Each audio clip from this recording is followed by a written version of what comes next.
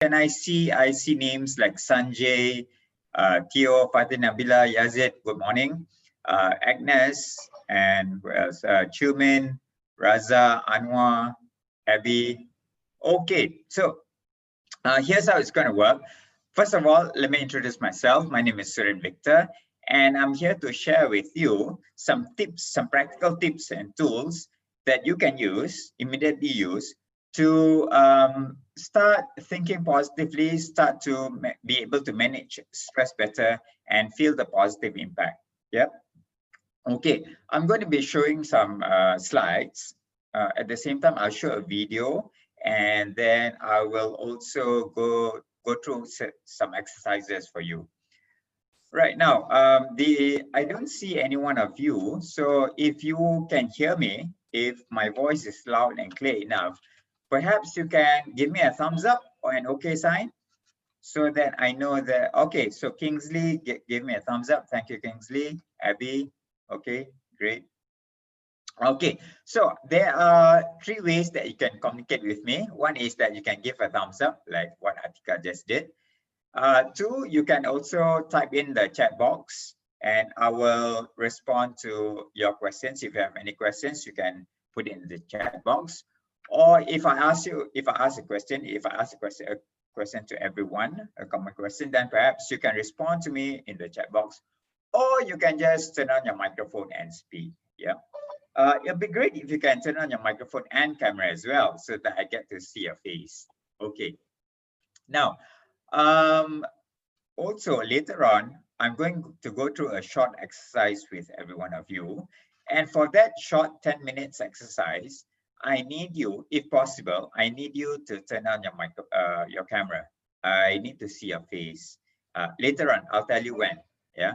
So what are we going to be doing today is that at the end of this webinar, you will be able to understand stress better. You will start using words that are empowering. You will learn techniques to release stress, and also you will start to embark on a 21-day challenge. Yeah, this 21-day challenge, no one's gonna check you. Maybe perhaps you can buddy up. It's a 21-day challenge, and I'm gonna tell you what is it that you're going to do for the challenge. All right. So once again, my name is Sri Victor, and I'm very happy to be here because I get to share my not just experiences, but what I've gathered throughout my years of training when it comes to stress management. Yeah. Okay, now let's get started, shall we? There are many approaches to stress management.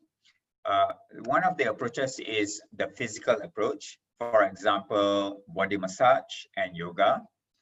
Then you have the environmental technique or the environmental approach. For example, when you burn scented candles, you turn off all your electronic devices, and then you play soft background music to get a good night's sleep.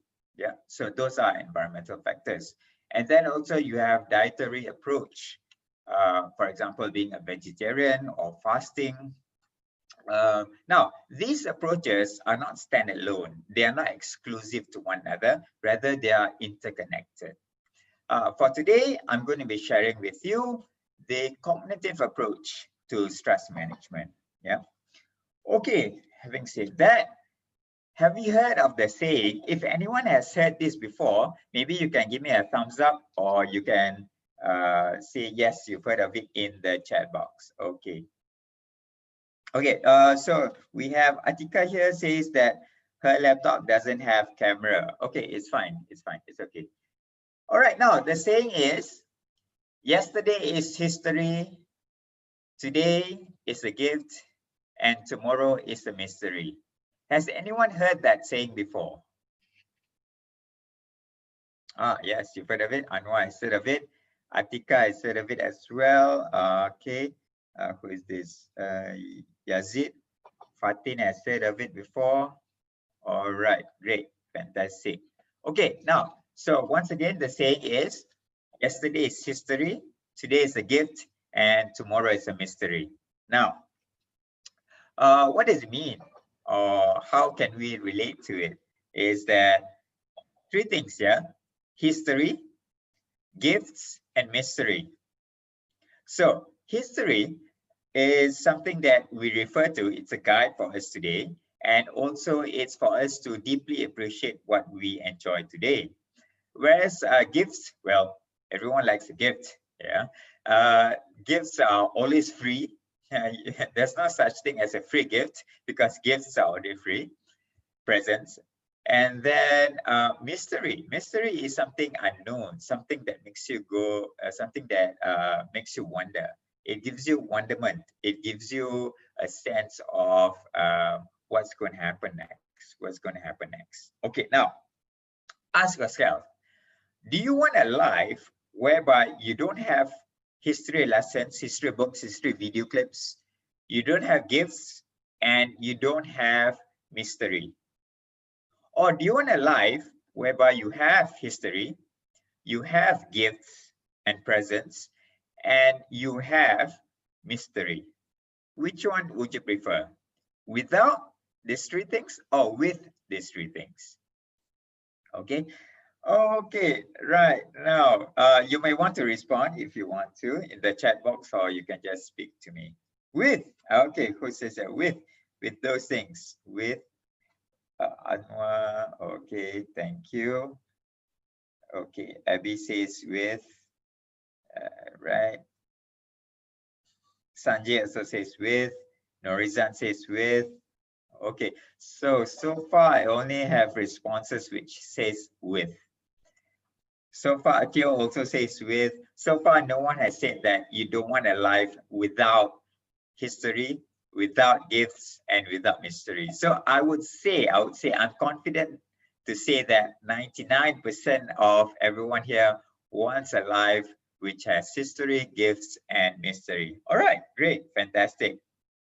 So I'll give you two scenarios, scenario A and scenario B. Okay. Scenario A, what if tomorrow when you check your bank account, you have 2 million ringgit? Okay. What if tomorrow when, for example, you read the newspapers or you get a message from MKN on your phone saying that the number of cases is 0? Third example is, what if tomorrow your partner says to you, let's go on a holiday? Yeah. So for all these three examples, how would you feel? Oh, you'll feel happy. All right. Azwan says he'll feel very happy. Who is this? No. All right. FHFTH, okay, says happy as well. So I would say that you will feel happy, you'll feel excited, you'll feel enthusiastic about it. Yeah, can you imagine 2 million ringgit? Number of COVID cases is 0, and your partner says to you, let's go on holiday. So how would that make you feel? Relieved. Oh, shocker. So Sanjay says that it'll be a shocker. Okay, and then Fatin says it'll be a relief. Okay, great, fantastic. So I would say that the how would you feel is a positive feeling. Okay, so Sanjay, I don't know whether it's a good kind of shocker or a negative kind of shocker. Is it a shocker that will make you feel good or not? Okay, now let's take either either way. Okay, maybe you feel shocked as to, hey, is this a scam? Why did someone deposit 2 million ringgit to my bank account? So maybe he'll feel a bit worried and anxious there. Yeah, or maybe his partner, if his partner says let's go on holiday, it'll be something out of the ordinary, and he'll be like, what's up with you? Okay. Yes. Okay. Yeah. Yeah. He'll be wondering, is this real? Is this a scam? All right. Now, thank you very much, Sanjay, for your response. Let's compare this with scenario B. Scenario B is, let's say, touch wood. Yeah. Let's say you wake up in the morning tomorrow, and then you, your handphone and your laptop is dead. You can't turn it on, and you have work to do. Okay, let's say tomorrow when you wake up, what are the examples? One of your family member falls sick. Yep. Okay. Third example, when you wake up tomorrow, you find that, now let me see. You find that your investments don't give you any returns, or rather, you have a setback in your career or business. How would that make you feel? Yeah. So example number one is your laptop and your phone, you can't switch it on. Example number two is that one of your family members falls sick. And example number three is that your business or your investments are setback. Oh, you're dead. Okay. Who is this? Patin says that she'll be dead. Okay. Sanjay says seems like bad luck. All right. Okay. Okay. Right. So I would say that you will feel quite nervous, quite anxious, quite depressed, and quite stressed out. You feel demotivated all day. Yeah, great. You feel horrible, terrible. Who is this? Agnes says that she'll feel terrible. Or what if tomorrow, last minute, your boss says same problem need to solve, some problem need to solve. Yeah, all right. Yeah, problems you need to solve them. Yeah. What if your boss says to you that you need to give a presentation, yeah, to your client? Last minute, you need to give a presentation to your client, and you haven't really prepared for your presentation. Okay, so these are things that will make you feel demotivated, terrible, make you feel dead, make you feel nervous. Yes. Any one of you have difficulties when it comes to public speaking or presentations? Do you feel nervous? Do you feel anxious? Do you feel stressed out? All right. Great. Now, thank you for your responses. I appreciate it. So we have two different scenarios here. Scenario A, you feel happy, excited, you look forward to it. Scenario B, you feel nervous, you feel anxious, you feel tense, you feel horrible. Yeah. Okay, now, what happens to your body, or what happens to your physiology when you are given a shocker, a surprise? Yeah. Whether it's the A kind of shocker or the B kind of shocker. Now, your body is aroused. Physiologically speaking, or biologically speaking, I don't know how many of you did biology for your SPM or for your high school or for your college degree, but biologically speaking, what happens to your brain is that the body will release chemicals to the brain that will elicit emotions. Yeah. So these emotions vary. It could be emotion of joy and happiness, or an emotion of sadness or despair, or feeling depressed, or feeling blue, or feeling anxious and nervous. Okay, now what happens to our cortical functions, in other words, our thinking brain, is that it is lowered. Yeah, because whenever your emotions are high, your thinking, or your rather your thinking brain, yep, your rational is low. And when you start thinking, your emotions are then under control. Okay, so it's either or. Yeah.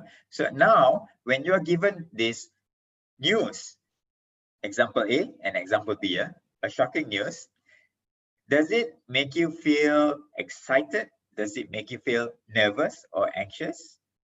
Right. But biologically speaking, what happens to your body is you start to breathe faster, your heart beats faster, your pupils start to dilate.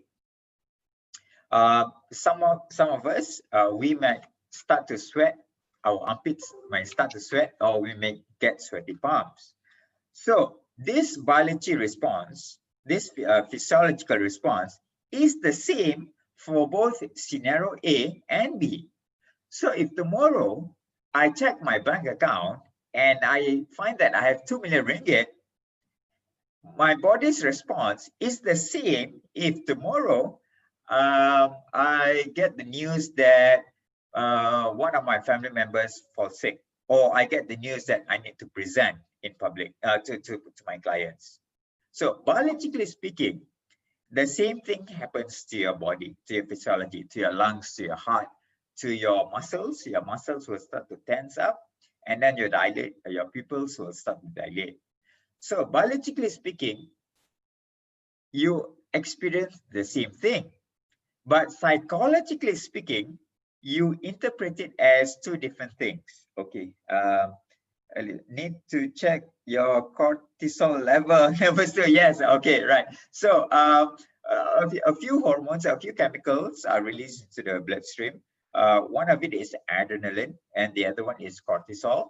Cortisol, it gives us a flight or fight response or freeze. Yeah.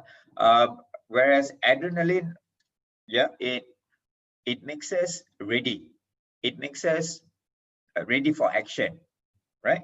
So again, your blood sugar and your oxygen will be pumped more into your muscles. Your muscles will tense up. Okay, great. Now, so physiologically speaking, it's the same thing, but psychologically, we interpret it as two different things. One is, oh, great, yay, yay, yay, yay. And the other example is, oh no, oh no, oh no, oh no, oh no. Oh my God, oh my God, oh my God, I'm dead, I'm dead, I'm dead. All right. Okay, so now, biologically, there's not much of a difference when it comes to arousal, when it comes to shocking news, whether it's good news or bad news. We experience the same thing, biologically speaking. But because we are complex human beings, we have a complex brain and we can think. Therefore, how we interpret it is different. Okay, so let me share with you four slides first. 4 slides, and then we'll do some activities, and then we'll finish up the last slide, and then we'll also do some more activities. All right, so my first slide would be, let's have a look at what we have.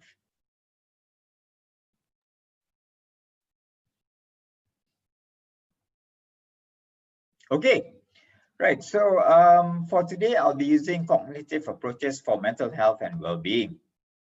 Oh, by the way, I do a bit of rock climbing. So if anyone is interested to join me for rock climbing, come, we can go to Okay, right. So is there such thing as good stress? All right. Let's have a look at public speaking. Yes, you feel nervous, you feel anxious. Maybe you get sweaty palms, or maybe you'll start to stammer. But what good can come out of it? One is you get to build a confidence. You get to deliver your message. You get to present what is it that you want, maybe your business idea. Yeah. Maybe you get to shoot a video about your company or about your product. So even though you're feeling stressed, but after you do it, something good comes out of it. Yeah. And then when you're feeling stressed before the presentation, it makes you prepare. Yeah. Okay. Then you might wonder, what if it makes you go blank? What if it makes you forget what is it that you want to present? We'll talk about it in the next slide. Yeah. What about your first date, your first ever date? Was it stressful? Were you nervous? Were you anxious? How will she look like? How will he look like? Will there be chemistry? Will I say something stupid? Okay, so think back about your first date, your first ever date, or a date that you are going to go on maybe after the MCO. All right, yeah, it's something that is stressful. Yeah. However, what good can come out of it is a relationship. Isn't that wonderful? What good can come out of it is, okay, for example, if you do not hook up, perhaps you guys can be good friends. Yeah. Or you build a network, you build a connection. Okay, let's see the third example of a good stress. Any one of you go to the gym? Any one of you work out or run? Now, when you work out, when you lift weights, your muscles and your ligaments undergo a lot of stress. But it is this stress that will make your muscles stronger. So for these three examples, yes, you feel stressed out.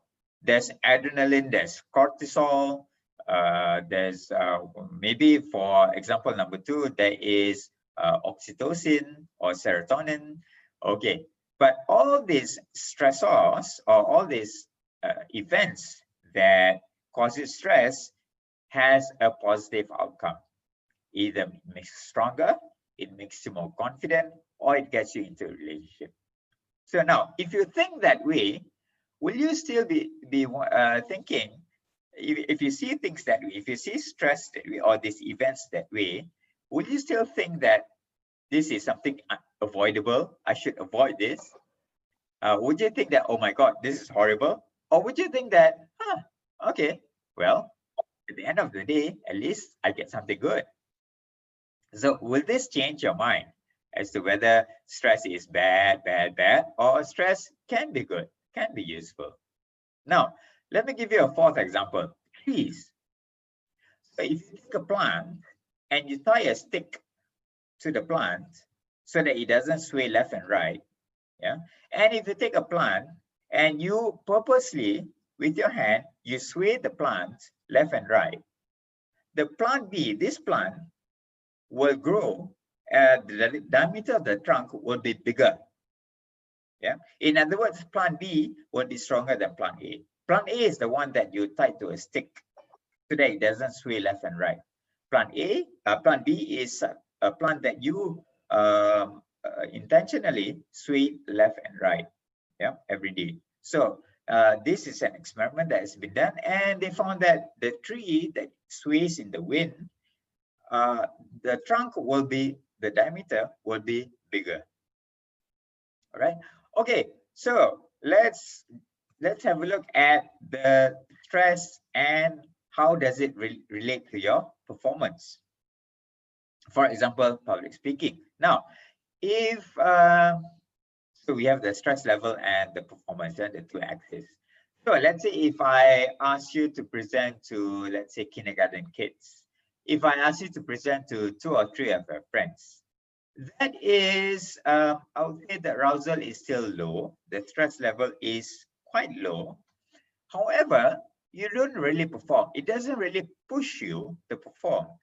You may not be challenged by it. You may have a lackadaisical approach to it. You will be quite laid back about it. Yeah, and it doesn't bring out the best in you. However, if you are given a bit more stress, whereby you need to present in front of, let's say, 20 people, to people who are perhaps slightly younger than you or your peers, then you may perform even better. Yeah. Now, again, what happens when your stress goes up? You tend to prepare more. You tend to put more thought into it, more urgency into it. Okay. What happens if the stress is increased? You are asked to present in front of a bunch of CEOs, a bunch of managers, politicians, people from all over the world, and you need to speak to a crowd of 300 people in a huge stage. Yeah. So that will cause your performance to slightly drop, because then your stress or your arousal overwhelms your ability to perform, right? And you might get very, very exhausted and simply overwhelmed by the challenges that has been thrown to you. Okay, now if too much of that, then you start to be anxious, you start to panic, you start to be angry, and maybe you may break down. So what you can do is that you can find what is your optimum stress level, or what is the challenge that will make you perform, but you don't get into this downhill negative side effects, which is forgetting your script, forgetting what to say, or you start to scratch your head until you pull your hair out, or you start to fidget and then you cannot make eye contact, or you'll just forget about the whole thing altogether. Yeah. Right. Okay. So now that is that. Let me have. Okay. So nervous, stressful, but only for a while. Yes, daily workout. Yep, depends on what kind of stress. Okay. Thank you, Yazid, for your response. Oh, I think I should have read your response earlier. Okay, right. Now, so there is such thing as good stress. Like I gave you the three examples just now. Going on a first date, uh, speaking in public, and also what's the other one? Working out, going to the gym. Yeah. And then I showed you, you saw the graph of arousal level and also performance. The more you're aroused, the better your performance. But to a point, after that, you'll start to experience exhaustion, or you'll start to experience anxiety, panic. You'll either go blank, or you'll forget about it. You'll say, I'm not doing this. This is too much for me. Yeah. Okay. Now, so stress is good. Stress is good if it pushes you to perform. Yeah. However, with everything, and everything in excess is not good. Even oranges, even sleeping, even being entertained by Netflix, too much of it is not good. So if your body undergoes stress on a daily basis, yeah, you might suffer burnout. You might experience burnout, or it may cause. You see, because when you are stressed out, you think you can manage it. When you are stressed out, what happens is that your digestive system and your immune system is slightly suppressed. Yeah, because your body is ready for action. Therefore, it wants to concentrate the resources to things that will uh, get you to act. Yeah.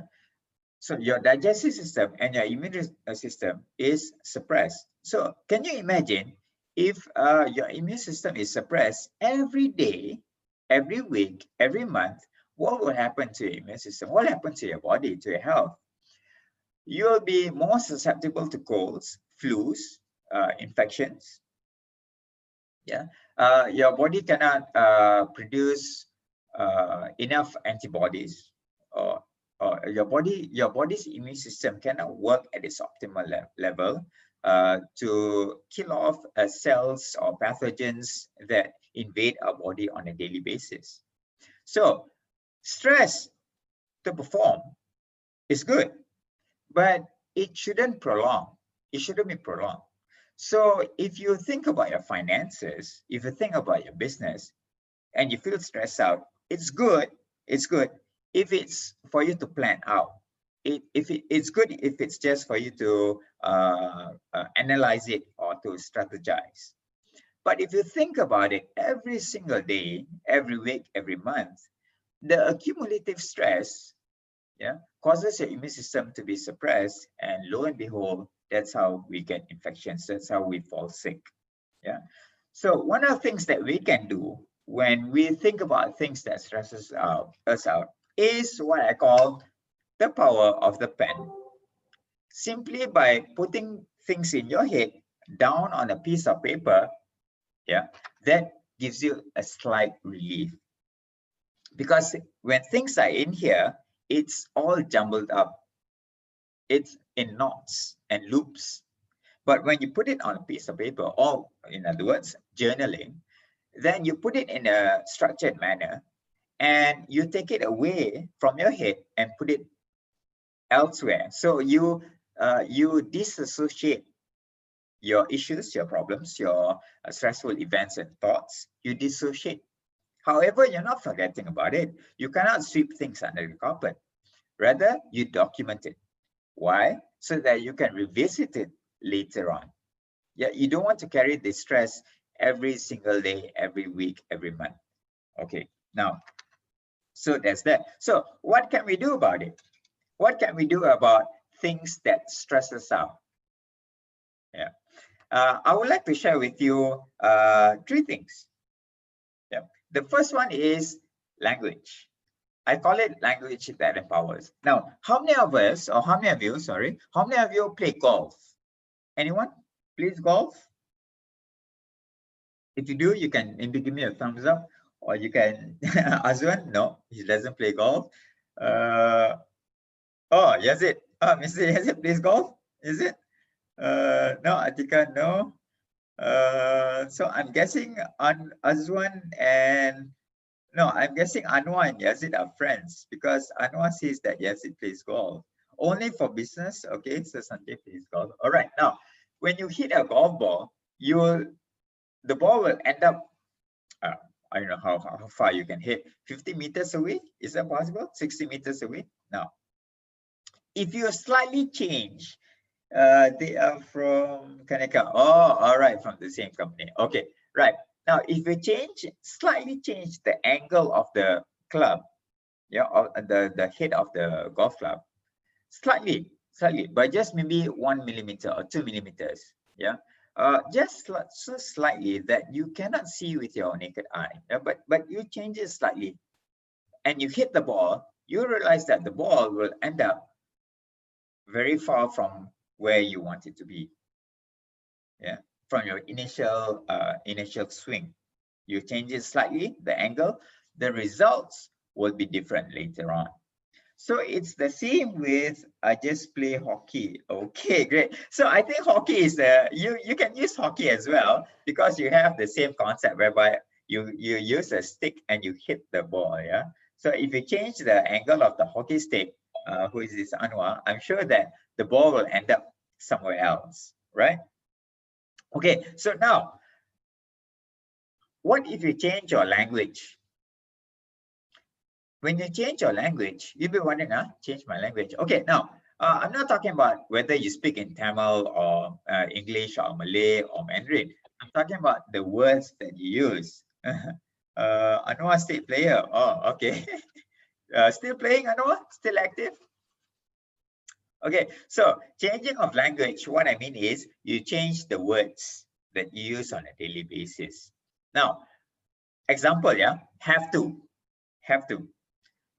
My 2 cents worth of advice, or if you want a takeaway from today's webinar, you can stop saying have to. I have to go to work. I have to pay the bills. I have to buy groceries. I have to meet Anwar. I have to turn on my laptop. I have to stop saying have to. Stop saying terpaksa. Saya terpaksa pergi bank. Saya terpaksa beli sesuatu. Saya terpaksa. Stop saying terpaksa. Instead, what you can do is, okay, so if you stop something, you need to start something. That is just our human mind. When we stop something, we need to replace it. So instead of saying have to, you start saying things like, I need to, I want to, I must, I love to, I'd like to. I must go to work. I need to go to work. I want to take care of my kids. I want to pay the bills. I need to pay the bills. I would love to go out. Replace the have to's with I want to, I need to, I must. Okay, so let's have a look at a few examples of how we can change our inner conversations so that it sounds more empowering. Yeah, kalau saya rasa, saya rasa is fine. Saya rasa, I think that, I feel that, saya rasa, I think that's fine. Yeah. The only thing that I would suggest you to avoid is have to, terpaksa. That's it. Yeah, change it. Okay, now I would like to share some examples of how we can change our script, our inner conversation, so it sounds more powerful. It sounds more empowering. Okay, let me share screen. Just a moment, yeah.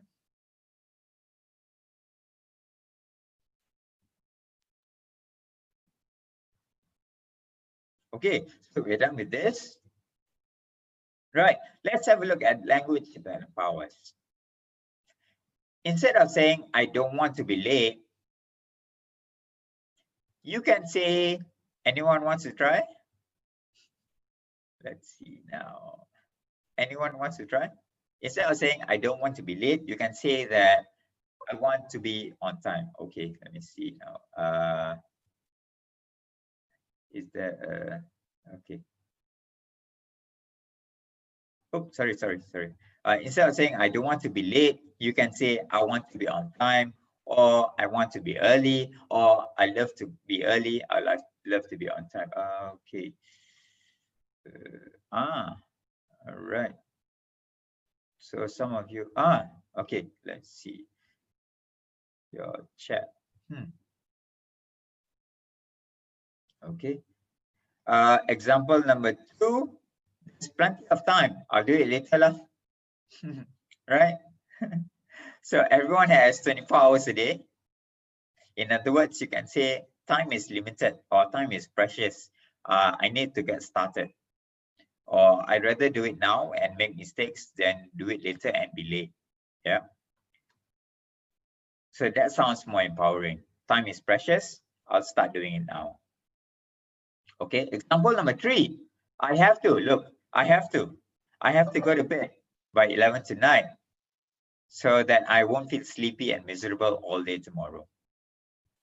So instead of saying that, you may want to change your script to I need to go to bed by 11 tonight so that I feel fresh tomorrow, fresh and energized tomorrow, right? So you can replace have to with I want to, I need to, I must, or I'd love to.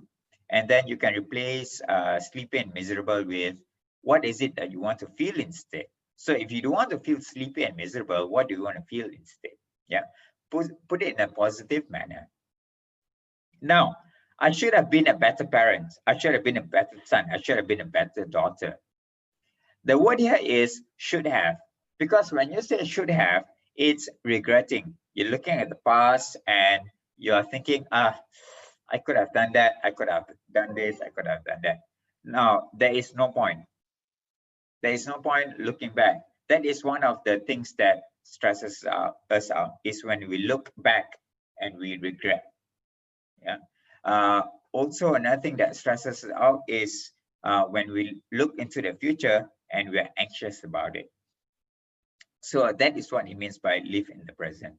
Okay, so instead of saying I should have been a better parent, you can say that I'm continuously learning to be a better parent. Yeah. Or I am becoming a better parent. Simply, I'm becoming a better parent. Yeah.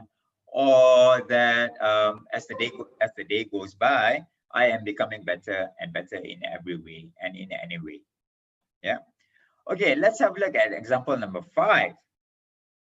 I have a flat tire, it's raining, and I'm already late for a meeting. What a shitty day. Yes, no doubt about it. Things happen. Yeah, things happen. Having a flat tire, you're late for a meeting, and it's raining. It happens. Yeah, life throws you surprises. So instead of saying, what a shitty day, you can say that, what a challenging day. Okay, or you can say, let's see how I handle this. Yeah, all these challenges, all these I would say obstacles, problems and issues that's thrown to you will make you feel desperate.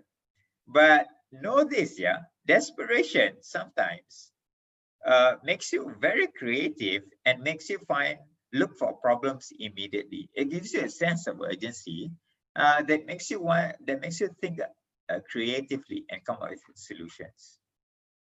Okay, so let me have a look at you guys again. Let me stop sharing. Okay, there's a lot of responses here. I want to be early. I want to be there on time. Yes, thank you very much. I want to be an early bird. Yeah, fantastic. I don't want one of latecomer. Okay, you don't want to be a latecomer. But then again, when you say don't want, it's a negative. Yeah, no reason. When you say latecomer, it's also a negative. So instead of saying don't want, say I want. I want to avoid being a latecomer. I want to be an early bird. I want to be able to freshen up before I enter the meeting or go into the office. I want to have a teh tarik before I go to work. Yeah. I hope I am early. Okay, okay, sounds a bit more positive. Who is this? I hope I'm early. I wish I can come early. Do it now. Yes, do it now. Now time. Yeah, time goes by very fast. I need to do it now. Hold my drink. Let me get this done. All right, Atika, hold my drink. Let me get this done. Oh, yes. That sounds a bit more urgent and sounds a bit more empowering. Yeah. Okay, so those are examples of words that you can use to sound more empowering. So instead of using have to, forget about it. Use words like I need to, I want to, I must. Yeah, I must. It's my responsibility to finish up this report. It's part of my work, of my job description to present to the client. Yeah. I must pay my bills. I need to pay my bills. I love to pay my bills. Yeah. Okay. Right. So far you've learned what good stress is about. You've learned the relationship between stress and performance. You've learned about languages that can empower you. Yeah. Slight tweak of words. Yeah. Your inner conversation. The results will come later. Okay, ladies and gentlemen, let's move on to some practical tips and tools that you can immediately practice, immediately apply to relieve stress or to release stress. There are many ways, but this I would say is one of the easiest way. Yeah, I think this is pretty much I would say familiar for those of you who practice yoga or meditation. It is called deep breathing. Now, one thing about breathing, deep breathing, we adults, we tend to do it wrongly. We tend to breathe deeply by moving our shoulders and chest. So when I say take a deep breath, a lot of us will do this. Yeah, we tend to move our chest and our shoulders when we take a deep breath. That is not deep breathing. And we also, when we inhale and exhale, it tends to be a bit too fast. We inhale, then we exhale very fast. That is the wrong way of deep breathing. Now, if you notice babies, yeah, when they lie down and when they breathe, you notice that their stomach goes up and down. The stomach tends to bonchet, goes up, kembung, or rather expand, and the stomach collapses. So it goes up and down, up and down. So what I want you to do now is put your hand on your stomach, put your hand on your tummy, and then I want you to take a deep breath without moving your shoulders and chest.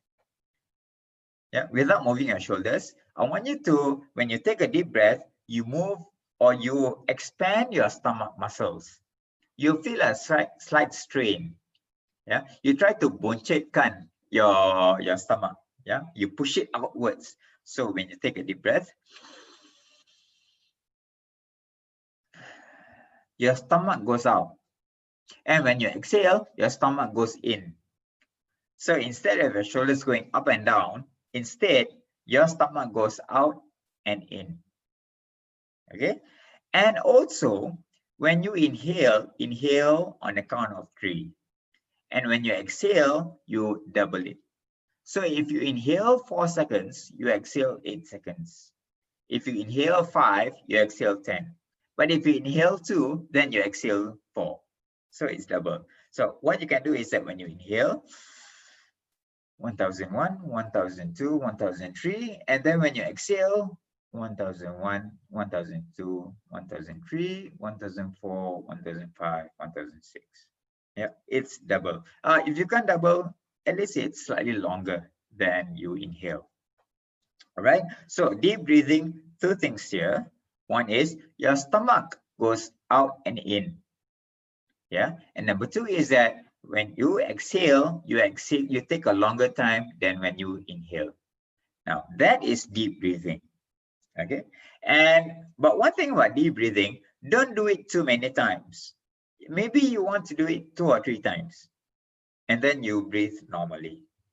Yeah, or you take a deep breath, 1 or 2, 2 times, and then you breathe normally. And then later on, you do again. You take a deep breath, you inhale and exhale. Okay, so why do we inhale and exhale? Why do you take a deep breath? You want to introduce oxygen, a lot of oxygen into your bloodstream. Why? Because you want to dissipate the chemicals that have been released, the hormones that has been released into your bloodstream. The cortisol, the adrenaline, you want to dissipate it. So when you take a deep breath, you introduce a lot of oxygen. And when you start counting, you tend to shift away your focus from the things that are stressing you out, like traffic jam, to your breathing. You bring your thoughts, bring your thoughts away from what is causing you stress to your breathing. So that action, that tiny little action, makes you take a break just for a few seconds. Yeah, and then you revisit the thing that's stressing you out with a clearer mind, a brain that has more oxygen. Yeah. That will help you to think, analyze, and plan, and see things in a different mindset. Okay, deep breathing. Now, the other thing you can do is, okay, anyone here? Okay, Sabrina has entered the waiting room. All right, now, ladies and gentlemen, when you feel stress, where do you feel it? Which part of your body do you feel stress? Is it your head, your neck, your shoulders? Oh, Azwan says head. Okay, head. Anyone else? Maybe neck, maybe shoulders. Maybe you feel stress in your chest, or maybe back, your head as well. Okay. Norizan says neck and shoulder. All right. Okay, neck. Okay, great. Thank you. All right. Right. So I would say most of us, when we are stressed out, we feel it in our heads, in our neck, and our shoulders. Yeah. Generally speaking, that is where we feel stress. Now, this is the power of imagination. That is why it's called the cognitive approach. Yeah, it's the power of your imagination here. Imagine that stress is represented by, let's say, a light, or I would say smoke, or something that can flow. Yeah. So let's say that you get a heavy head. All right. So let's represent stress with something that is like flowing, like smoke or light. Yeah. And let's represent stress with a color that is dull, a color that makes you feel meh. All right. So I would say gray, kelabu, yeah, gray, a color that is dull. All right. Now imagine the color of gray is at your head, your neck, and your shoulders. You're feeling stressed out. So imagine that, yeah. You have a grayish, light grayish, smoky color, and enveloping your head and your neck and your chest, your shoulders. What you can do is you can take a deep breath, and when you exhale, you imagine the gray is moving towards your chest, moving towards your arm. Yeah, moving towards your arm. And as you take a deep breath and you exhale, it moves to your fist. So all the gray here, all the stress that you feel at your head, your neck, and your shoulders, imagine that it's moving towards your hand, either your right or your left, it doesn't matter. So let's say it moves to my arm, to my elbows, and then it moves to my palm, to my hand. Now what I want you to do is, I want you to make a fist. Yeah, I want you to make a fist, and I want you to hold it as tight as possible. Make a fist that is as tight as possible. Give it your 100%.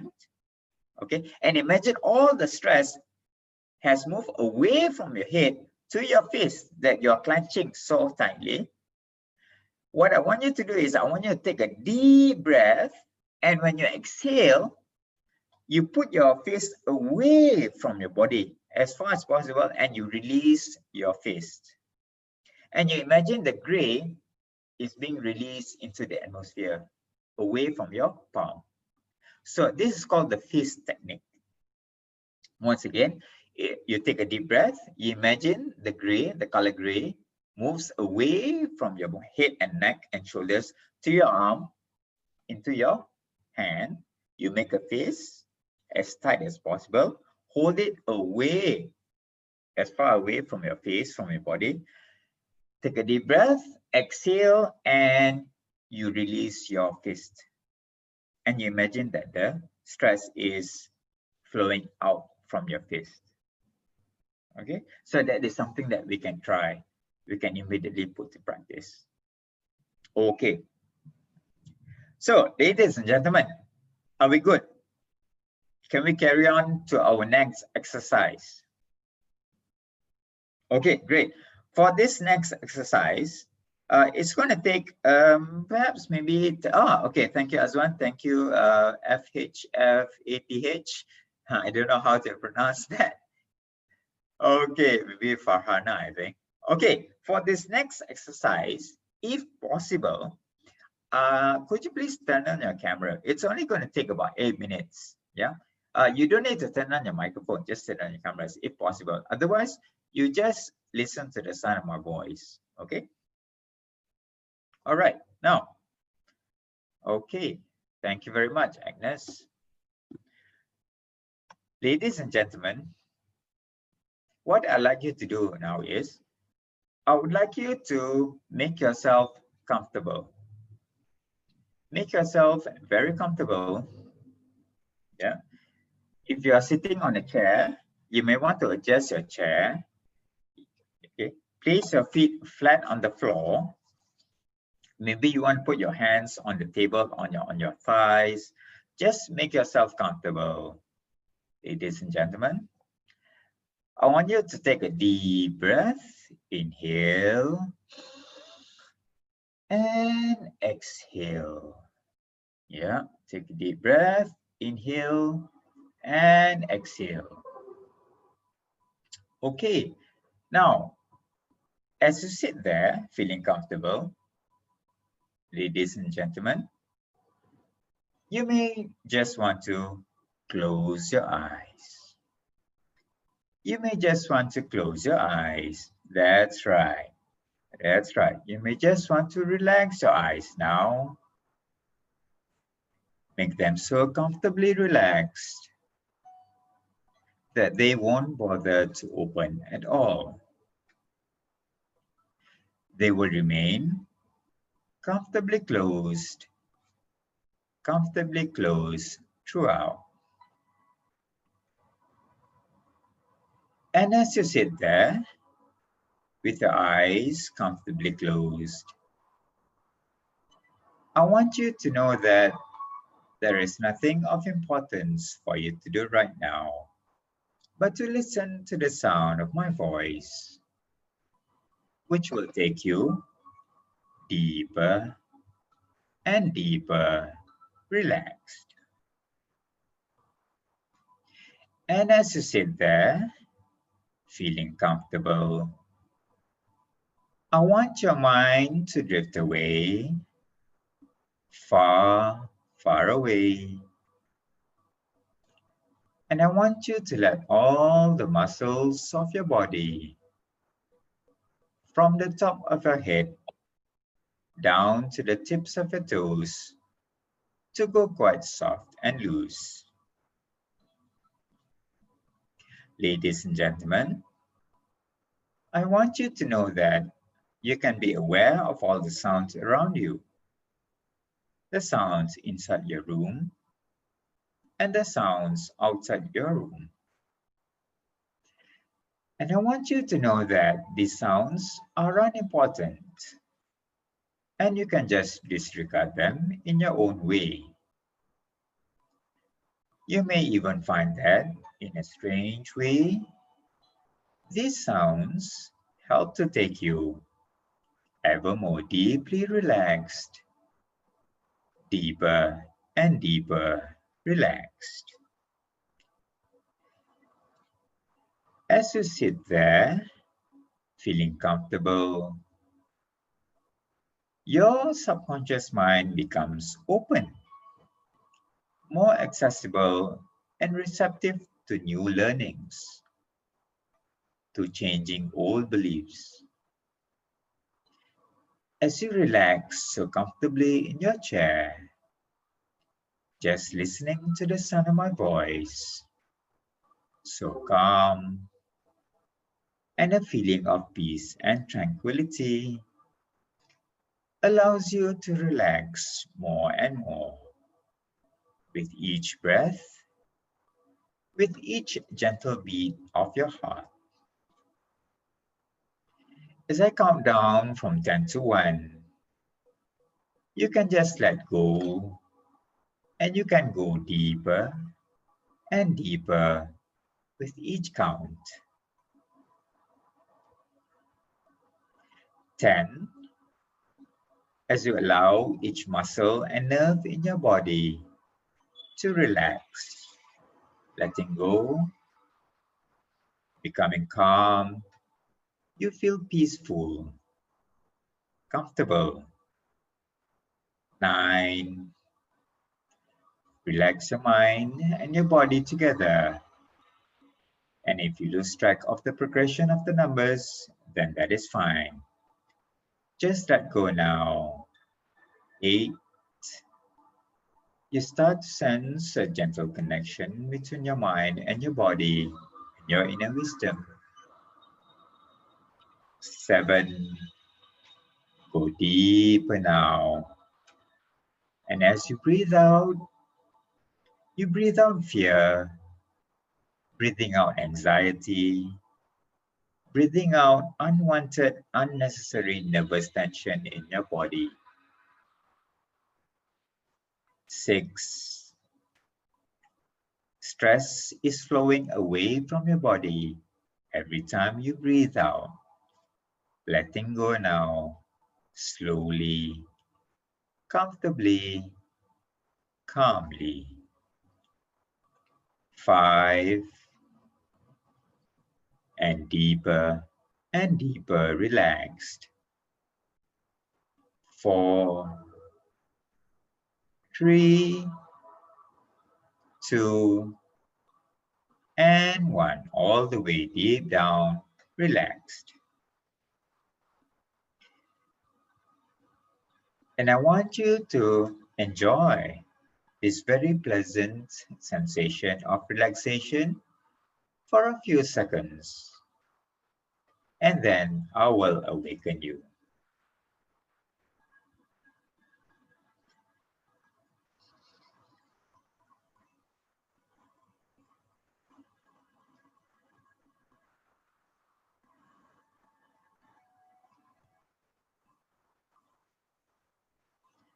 And now, ladies and gentlemen, I'm going to wake you.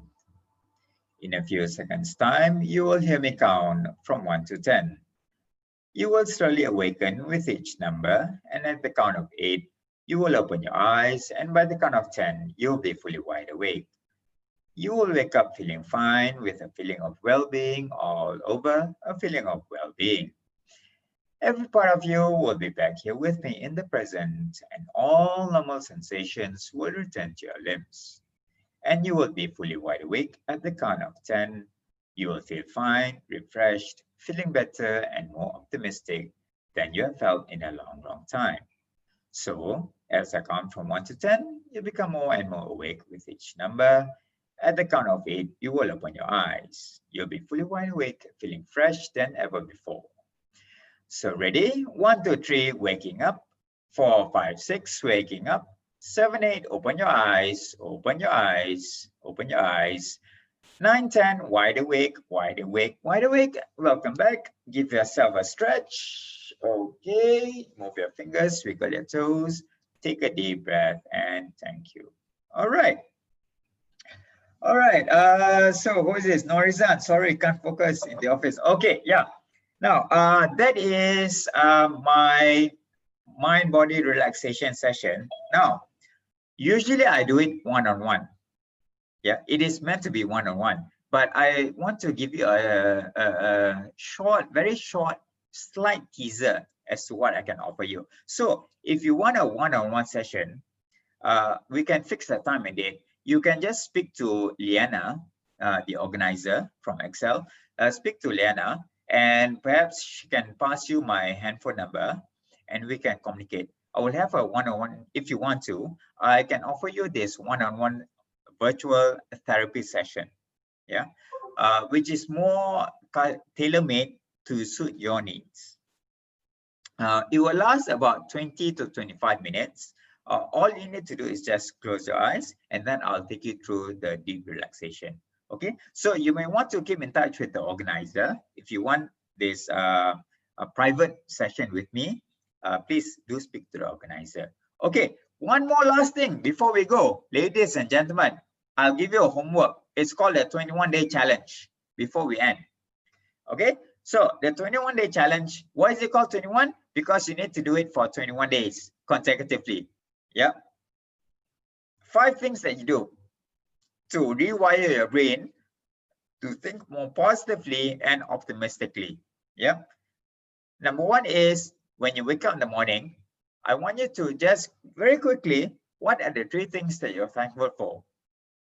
Is it your eyes, your fingers, your lungs, your bed, the roof, your fan, water, anything? Yeah, very quickly, 3 things. Number 2, I want you to perform an act of kindness. Be kind to someone. Doesn't matter what is it that you do. Yeah, just perform an act of kindness. Number 3, exercise. Now, I'm not talking about something that's very intense and something that's 1 hour. Even a 7-minute or 10-minute exercise is good enough. The key word here is you need to do it every day for 21 days. Then you'll get the results. Number 4 is that meditate. Again, meditation or bertafakur. Is it Diana? Bertafakur? Yeah. That's what it's called in Malay. Just meditate for 5 minutes. And again, when you meditate, just focus on your breathing, like what we did just now. Yeah, count in, and when you exhale, count out longer. And then number 5, before you go to bed, just think about one thing, one good thing that happened to you. So if you're going through a shitty day, stressful day, think about one good thing that happened to you. I'm sure in the past 24 hours or 18 hours, one good thing definitely happened to you. You got to work safely, you crossed the road, or you had lunch. Okay, so these are the 5 things that you do for 21 days in a row that will rewire your brain. Really, this is proven scientifically. I've done it as well. It will rewire your brain to think more positively and optimistically. All right, so that's your 21-day challenge. And that is all. Wait, hang on, just let me recap before I say thank you. Just let me recap. We did a breathing exercise. We did a mind-body relaxation. We went through what is stress and how is stress good for you. And then we also did the fist technique. And then also your 21-day challenge. And also, what are the words that you can change so that you can change your inner conversation? All right. So ladies and gentlemen, thank you very much. Once again, I wish you all the best when it comes to your positive well-being, to be able to handle and relieve stress in a more efficient manner. Okay, thank you very much, and I hope to keep in touch. Thank you very much. Thank you, Mr. Suren, for the great session. Thank you, everyone, for joining.